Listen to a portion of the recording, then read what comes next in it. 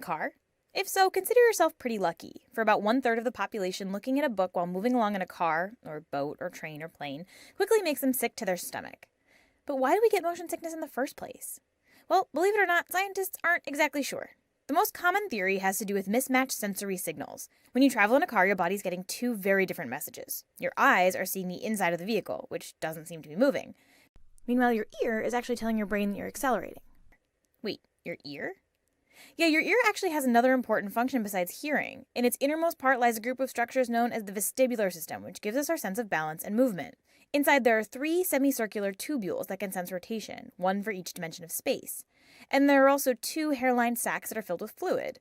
So when you move, the fluid shifts and tickles the hairs, telling your brain whether you're moving horizontally or vertically. With all these combined, your body can sense which direction you're moving in, how much you've accelerated, even at what angle. So when you're in the car, your vestibular system correctly senses your movement, but your eyes don't see it, especially if they're glued to a book. The opposite can happen too. Say you're sitting in a movie theater and the camera makes a broad, sweeping move. This time, it's your eyes that think you're moving, while your ear knows that you're sitting still. But why does this conflicting information have to make us feel so terrible?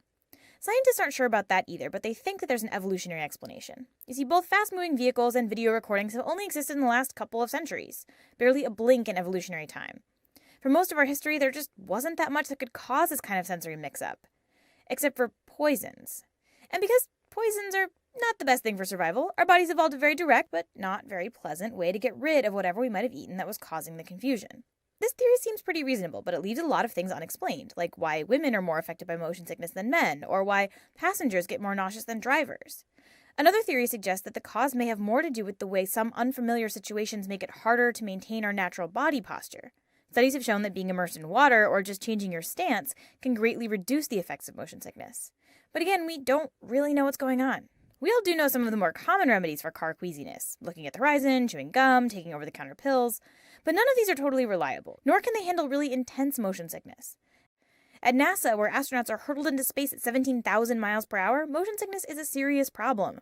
So in addition to researching the latest space-age technologies, NASA also spends a lot of time trying to figure out how to keep astronauts from vomiting up their carefully prepared space rations.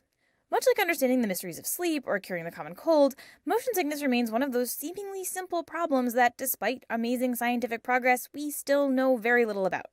Perhaps one day the exact cause of motion sickness will be found, and with it, a completely effective way to prevent it. But that day is still on the horizon.